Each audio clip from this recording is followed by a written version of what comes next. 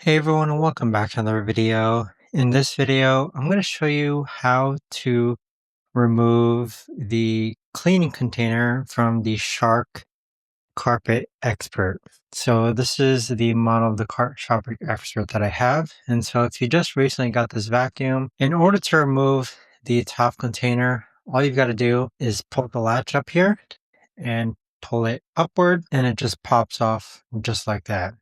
Now, keep in mind that when you're filling this, you do need to tip it over and twist this nozzle. Add water first to the water level line, then add the concentrate, and then go ahead and put it back. And there you have it. So that's essentially how to go ahead and remove the cleaning container from the Shark CarpetXpert. If you guys know of a better, easier way to actually do this, let me know in the comments down below. I would love to know.